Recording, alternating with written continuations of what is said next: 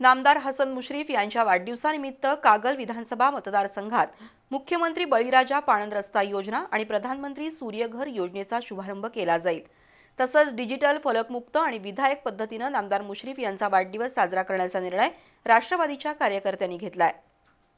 नामदार हसन मुश्रीफ यांच्या वाढदिवसानिमित्त राष्ट्रवादी काँग्रेस पार्टी कार्यकर्त्यांची बैठक झाली। अध्यक्षस्थानी गोकुळचे संचालक युवराज पाटील होते। 26 मार्च रोजी नामदार हसन मुश्रीफ यांचा वाढदिवस साजरा करण्यात येईल।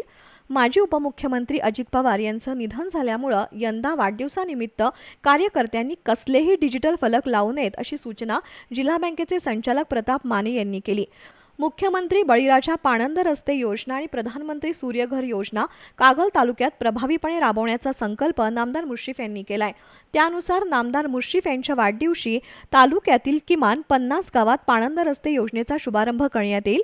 तसंच कागल मतदारसंघातील 500 शाळांसह सार्वजनिक ठिकाणी पाणपोई सुरू करण्यात येईल असं माने यांनी सांगितलं।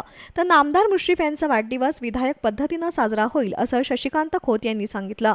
यावेळी शिवाजी पाटील, विकास पाटील, प्रवीण काळबर, संजय चितारी यांनी मनोगत व्यक्त केली। या बैठकीला गडिंग्लज नगरपालिकेचे नगराध्यक्ष महेश तुरबटमठ, कागलचे माजी नगराध्यक्ष प्रकाश गाडेकर, कागल पंचायत समितीचे उपसभापती इंद्रजित पाटील, सतीश पाटील, प्रवीण भोसले, सुनील कुमार सूर्यवंशी, चंद्रकांत गवळी, बळवंत माने यांच्यासह कार्यकर्ते उपस्थित होते।